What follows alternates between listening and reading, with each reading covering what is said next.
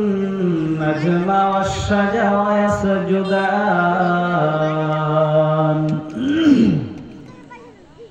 وفضل زمانا على زمان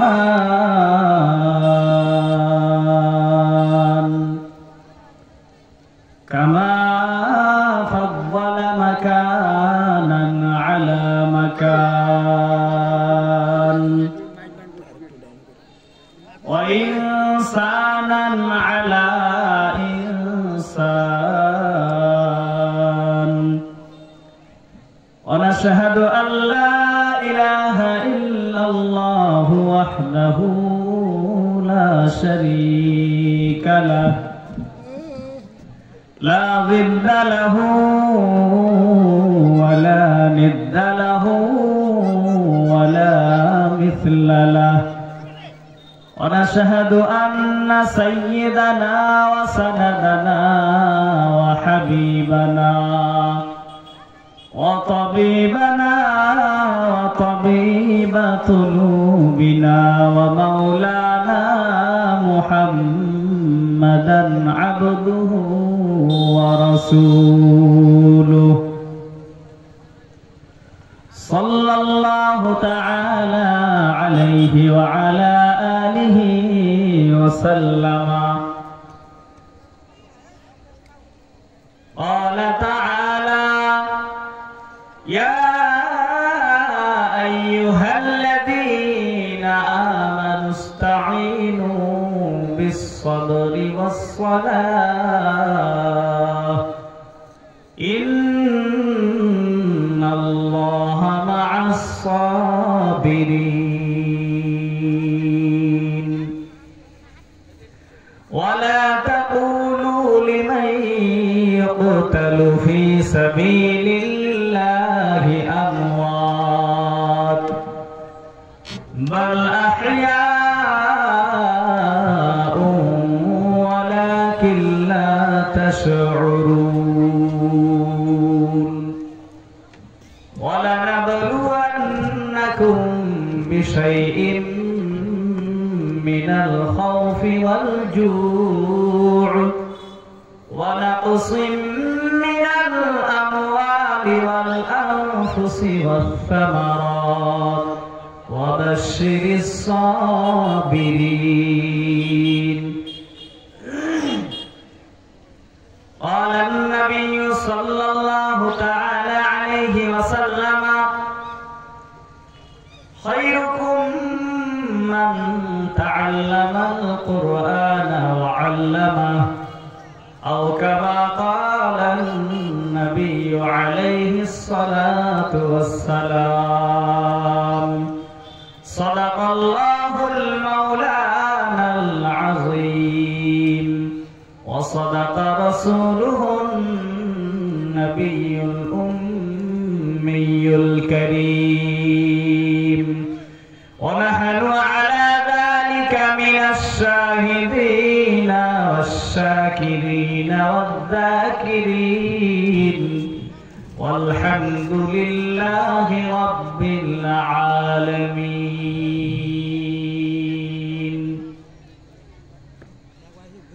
توحید کی امانات سینوں میں ہے ہمارا، آسان نہیں مٹانا نام و نشان ہمارا.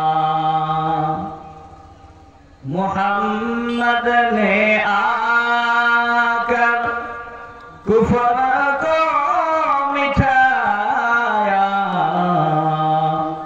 کفر کو مٹا کر صداقت بتایا.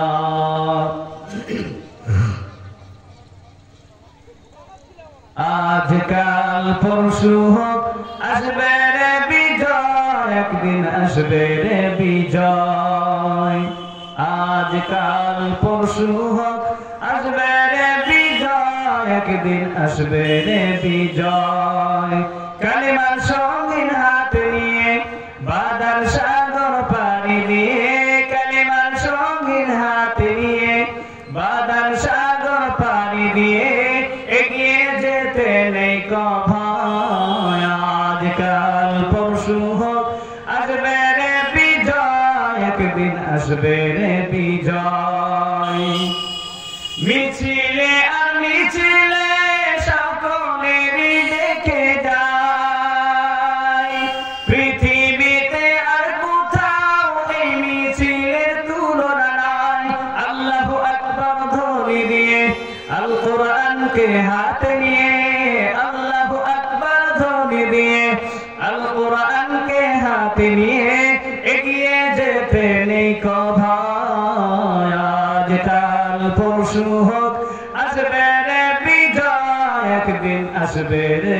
বিজয় আজকাল পরশু হোক আসবে রে বিজয় একদিন আসবে রে বিজয় আমাদেরই পথ চলা থামবে না আর কোনদিন আমাদেরই পথ চলা থামবে না আর কোনদিন এভাবে উঠবে বেজে একদিন আমাদেরই বিজয় দিন যতই বাধা আসুক না কখনো পিছু হটব না যতই বাধা আসুক না কখনো পিছু হটব না আমরা মুজাহিদ খুদব আজকাল পরশু হোক আসবে রে বিজয় একদিন আসবে রে বিজয় আজকাল পরশু হোক আসবে রে বিজয় একদিন আসবে রে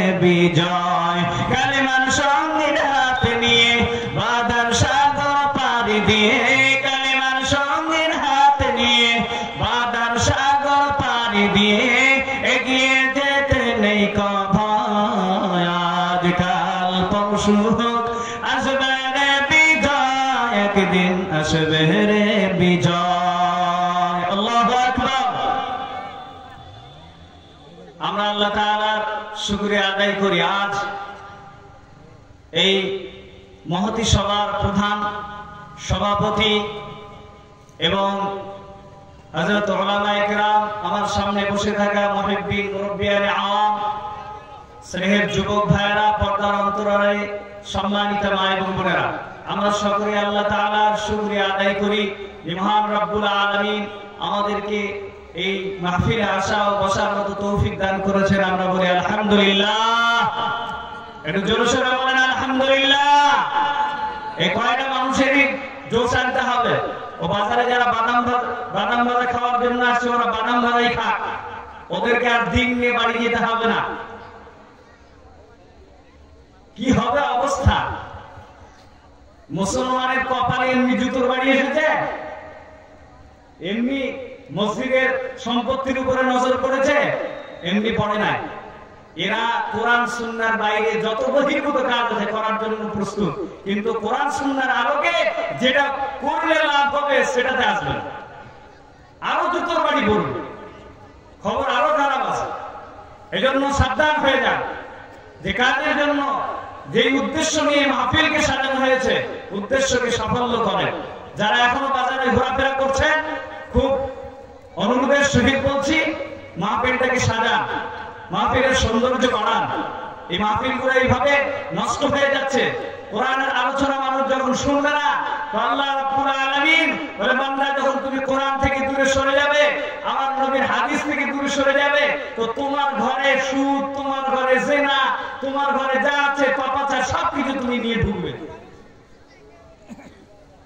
ঘরে ঘরে জিনা হবে আপনি আমি ঠেকাতে পারবো না ঘরে ঘরে সুদের কালচার চলবে সুদ ছাড়া চলতেই পারবেন না আপনি আমি ঠেকাতে পারবো না ওই বুড়ো হওয়ার পরে বেটাদেরকে ওসিয়ত করবেন বেটা সুদ খাস না রে বেটা বাপে বলবো বুড়ো মেয়ে আর দেখানো রাস্তা খুঁজে পাও না এখন বসে বসে বক বক করো এই জন্য জোয়ান কালে নিজেকে হেফাজত করা দ্বীনের জন্য নিজেকে মতবাস্ত করা দ্বীনের জন্য নিজেকে বিলীন করা আজ আপনি আমি বলছি মসজিদের মধ্যে জলসার মধ্যে লিল্লাহে তাকবীর আল্লাহু আকবার ও নিজেও বোঝে না আল্লাহু আকবারের সম্মানই কি বক্তা বলে লিল্লাহি তাকবীর, বলে আল্লাহু আকবার, জোশে চলছে মুসলমান, হুঁশ নাই।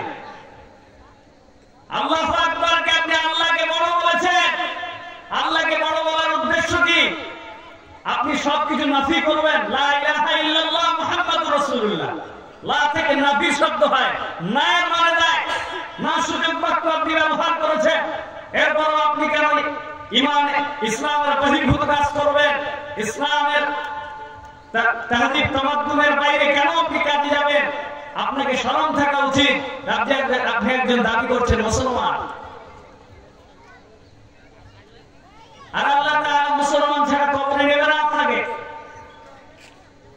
তাহলে দাবির সঙ্গে ইসলামের সম্পর্ক নেই। মুসলমান শব্দের ব্যাখ্যা হলো মাননেওয়ালা। যারা মানবে তারা মুসলমান, যারা মানবে না তারা বেঈমান। মাননেওয়ালার নাম হলো মুসলমান, যে মানবে না তার নাম বেঈমান। এই কথাটা আমরা বলে থাকি, তুই বেঈমান, তুমি বেঈমান, ওকে গালি মনে হয়। বেঈমান শব্দের ব্যাখ্যা হলো বেঈমানদার, তার যার কাছে ঈমান নেই, আল্লাহ এবং রাসূলের প্রতি যার বিশ্বাস নেই, আল্লাহ এবং রাসূলের কথা যাকে ভালো লাগে না, সেই হলো বেঈমান। ঈমান, ঈমান শব্দের ব্যাখ্যা হলো বিশ্বাস, আর মুসলমান শব্দের ব্যাখ্যা হলো মাননেওয়ালা। যে মানবে তার ভিতরে ঈমান আছে, যে মানবে না তার ভিতরে ঈমান নেই। আর তাওহীদ করা হবে দুটো জিনিসের মাধ্যমে, গ্রহণ ও বর্জন। আপনি গ্রহণ করবেন, বর্জন করবেন না, হবে না। সামনে একটু উদাহরণ দিলে আপনারা বুঝবেন। আপনি আমি সকলে যারা বিয়ে করেছি, বিবাহিত পুরুষেরা, তারা একটু ভালো করে শুনবেন। আপনি আমি যখন বিবাহ করতে গেছিলাম, তো মৌলানা সাহেব যখন আপনাকে আমাকে বিবাহ করাচ্ছিল, তখন বলছিল যে অমুক গ্রামের অমুকের কন্যা, তোমাকে, তুমি যে দেনমোহর তার কাছে রেখেছ প্রস্তাব, সে দেনমোহর কবুল করেছে, তুমি কি তাকে গ্রহণ করলে? পুরুষটা বলে আলহামদুলিল্লাহ, গ্রহণ করলাম। আগে পুরুষ প্রস্তাব পাঠায় না মেয়ে প্রস্তাব পাঠায়? কোনটা করেন আপনারা? পুরুষ প্রস্তাব পাঠায়, মেয়ে কেন? হ্যাঁ, মেয়ে রাজি হবে। পুরুষের তরফ থেকে পয়গাম যাবে মেয়ের কাছে, সেখানে উকিল যাবে একজন, এবং আপনার মৌলানা সাহেব যাবে, মেয়েটাকে জিজ্ঞেস করবে। উকিল সাহেব জিজ্ঞেস করবে, অমুক গ্রামের অমুকের পুত্র তোমাকে এত দেনমোহর বাবদে তোমাকে প্রস্তাব পাঠিয়েছে, তুমি কি তার প্রস্তাবে রাজি আছো? মেয়েটা বলুন সব সম্মতি হয়ে বসে থাকে, আর বলে, মাথা নাড়িয়ে বলে আলহামদুলিল্লাহ কবুল। এবার দুজনে আলহামদুলিল্লাহ কবুল বললো না, বললো না। এবার দুজনে সংসার করার জন্য যখন বাড়ি গেছে, কিছুদিন পরে মেয়েটাকে পুরুষটা ডাক দিয়ে বলে, ছেলেটা ডাক দিয়ে বলে, বিবি আমার, তোমার কাছে আমার কিছু কথা রয়েছে। বলে কি কথা? বা বাসর রাতেই বলছে। বলে কি কথা বলেন? বলে আমার বাচ্চা, আমার বংশে বাড়ানোর জন্য যে বাচ্চা আসবে তোমার পেটে ধারণ করতে হবে, 1 নম্বর। 2 নম্বর, প্রতিদিন 3 টাইম খানা রান্না করতে হবে, আমার মা বাবার সেবা করতে হবে, আমার বাচ্চা হলে পরে তাদেরকে পারওয়ারিশ করতে হবে। তারপরে আমি মাঠে গেলে আমার জন্য খানা করে নিয়ে সেখানে পৌঁছাইতে হবে। আমার এক কথায় আমার সংসারে যাবতীয় কাজ তোমাকে করতে হবে। এখন মেয়েটা যদি বলে, আমি তো এত কিছু আপনাকে বলিনি, আমি শুধু বলেছিলাম আলহামদুলিল্লাহ, আমি যদি জানতাম তাহলে তো বিয়ে করতাম না। এত কিছু তো বিয়ের আগে আপনি আমাকে কথা পাঠাননি, তাহলে আমি লিখিত আকারে আপনার জানানো দরকার ছিল, তাহলে আমি বিয়ে করতাম না। বলেন, ওই সংসারে সুখ আসবে? মেয়েটা ভাত খেতে পারবে? পারবে না। পুরুষটাকে যখন মেয়েটা বলবে, স্বামী আমার, আপনার কাছে আমার কিছু দাবি দেওয়া আছে। বাপ তো এমনিতে, শ্বশুর তো এমনিতে আমাদের উপরে সঁপে দিয়েছে, নিয়ে যান, ভরণ পোষণ যা আছে তোমাকে সবকিছু করা লাগবে। এখন মেয়েটা আলাদাভাবে বলছে, স্বামী 6 মাস পরে যদি আমার জুতো ছিঁড়ে যায়, জুতো কিনে দিতে হবে, আমার কাপড় ছিঁড়ে গেলে কাপড় দিতে হবে, আমার স্নো পাউডার যা লাগে সবকিছু আপনাকে কিনে দিতে হবে। আর পুরুষরা যদি বলে ভাই আমি তো এতগুলো কথা আমি আগে শুনিনি, বিয়ে করতে গেলে যে এতগুলো লাগে, যদি জানতাম তার জন্য বিয়ে করতাম না, তাহলে আমার ভুল হয়ে গেছে তোমার সঙ্গে বিবাহ করা। এখন বলেন তো পরের দিনে মেম্বারের কাছে যাওয়া লাগবে না, প্রধানের কাছে যাওয়া লাগবে না, প্রধান সাহেব কি বিচার করে দেবে, ডিভোর্সের কাগজ দিয়ে আসো, ডিভোর্স পেপারে সই করো, দুজনে আলাদা হয়ে যাও। বুঝানোর পর যদি তারা না বুঝে তাহলে কি উপায় কি? ছাড়াছাড়ি করে নিতে হবে। ওর বাপের বাড়ি গেল, এর বাপের বাড়ি থেকে গেল, কারণ সংসার তাদের টিকলো না। তাহলে সংসার টিকার পিছনে কারণ কি বলে? সংসার টিকার পিছনে কারণ হলো দুজনকে সমঝোতা করা, দুজনের প্রয়োজনকে বুঝে প্রয়োজনকে মিটানো। এটাই হচ্ছে সংসার জীবনের আমাদের পদ্ধতি। এই পদ্ধতি এড়িয়ে কেউ যদি চলতে চায় তাদের সংসার টিকবে না। ঠিক তদ্রূপ একজন কালেমাওয়ালা মুসলমান সে যদি মনে করে আমি গ্রহণ করেছি, আমি বর্জন করবো না, সে কোনোদিন ইমানদার হতে পারবে না, মুসলমানের মধ্যে থাকতে পারবে না। অর্থাৎ তাকে মুনাফিকের খাতায় নাম লিখতে হবে। এই জন্য প্রিয় সাথী আমার, প্রিয় ভাইরা আমার, আমরা মুসলমান, আমাদের নাম হলো মুসলিম কোরআনের ভাষায়। আমরা শান্তিপ্রিয় মানুষ, আমরা মানার সিফাত রাখি। যারা মানতে রাজি আছেন, যারা মানেন, ঈমানের উপরে অবিচল আছেন, তাদের উচিত হবে আজকের মুজাহাদা উঠিয়ে আজকের এই 11টা পর্যন্ত 12টা পর্যন্ত কোরআন সুন্নাহর কথা শুনে বাড়ি গিয়ে তার উপরে আমল করা। ঠিক না ভাই? এখন যদি বাজারে বসে বাদাম ভাজায় চিমার, তো বক্তার তো আলোচনাই উঠবে না। বক্তা সাহেব সামনে কার ওয়াজ করবে বলেন? কাকে নিয়ে ওয়াজ করবে? গতকালকে আলহামদুলিল্লাহ নদিয়া জেলায় আলোচনা ছিল, জলসা ছিল, তাদের পরিবেশ দেখে আসলাম। বৈকাল 4টা থেকে প্রোগ্রাম চালু হয়েছে, 6 জন বক্তা। কয়জন বক্তা? বারাসর আলোচনা শুরু হয়েছে, রাত 11:30 পর্যন্ত আলোচনা চললো। একটি মানুষ উঠলো না সেখান থেকে। যারা বসেছিল চাতক পাখির মতো চেয়ে আছে। ওলামা হযরতরা কি বলেন, কি নির্দেশ দেন, কি আলোচনা রাখেন, আমরা তারপরে আলোচনা শুনে আমরা জীবন গঠন করব। আর দক্ষিণ দিনাজপুরের আমরা এমন অবস্থা, আমরা বাড়ি বসে বসে মনে হয় ইসলাম পেয়ে যাবো, এমন অবস্থা। কথা বলতে ফ্রিতে মাল পাইলে যা হয়। একজন বাপের 10 বিঘে সম্পত্তি পেয়েছে। এই বাপের 10 বিঘে সম্পত্তি তার কোনো মেহনত লাগেনি, বিনা মেহনতে পেয়েছে। মনে করেন আমার বাবু কাকা বাপের 10 বিঘে জমি পেয়েছে, কুলিন্দার নাকি কৌজা যায়। আমার বাবু চাচাকে আমি ভালো মুখটা চিনি, কেন? আমি কুলিন্দা মাদ্রাসায় পড়েছি, তেনাদের সহবতে থেকেছি, তেনাদের পাশে বড় হয়েছে। আমার বাবু চাচা আব্বার 10 বিঘে সম্পত্তি তিনি পেলেন। তো বাপের সঙ্গে তিনি কিন্তু পরিশ্রম করেননি, ছোটবেলা ছোট ছিল। বড় হওয়ার পরে বাপ ইন্তেকাল করলো। ইনি হচ্ছেন বাপের মনে করেন ছোট বেটা। এবার বড় ভাই ওনার একজন আছে, বড় ভাই মেহনত করেছে বাপের সঙ্গে। এবার উনি যে ভাগটা পেয়েছেন, মনে করেন 3 ভাই, 3 ভাইয়ে কত করে পাবে? 3.5 ভাগে করে মনে করেন। এইবার ওনার ভাগটা উনি খালি বেচতেছেন আর খাচ্ছেন, বেচতেছেন আর খাচ্ছেন। তো বড় ভাই বলছেন, ভাই বড় কষ্ট করে এই সম্পদগুলো আমরা করেছি, এগুলো নষ্ট করিস না। তো উনি বলছেন কিনে নেবো, পরে আমার 2-3টা ছেলে আছে, পরে কিনে নেব। আচ্ছা বলেন তো বড় ভাইয়ের আফসোস হচ্ছে কেন?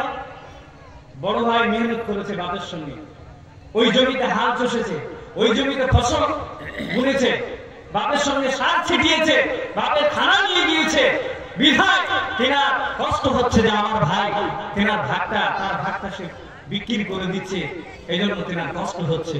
আর আমার বাবু কাকা তিনি ছোট ছিলেন, তেনার আব্বার সঙ্গে তেমন সময় দিতে পারেনি, ছোট ছিল, এই জন্য তেনার সেই কদরটা হচ্ছে না। এই জন্য ইসলাম সকটে পেয়েছি বলে, আজ বিনা মেহনতে পেয়েছি বলে আমরা তার কদর বুঝি না। যদি মেহনত করে তাকে উঠিয়ে যদি ইসলামকে পেতাম, তাহলে নিশ্চয়ই আপনার আমার কাছে ঈমানের ইসলামের কদর থাকতো। আমার যদি মেহনত লাগতো দাওয়াতের কাজে, তাহলে নিশ্চয়ই আপনার আমার কাছে কদর থাকতো। দোস্ত আর বুজুর্গ, আমরা বুঝি, আমরা বুঝার চেষ্টা করি। আল্লাহ পাক আমাদের সকলকে হিদায়াতের দৌলত দান করুক, বলুন আমিন।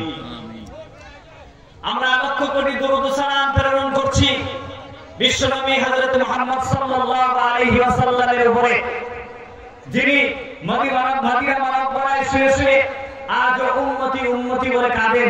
সেই নবীর উপরে লক্ষ্য করি দরুদ ও সালাম বর্ষিত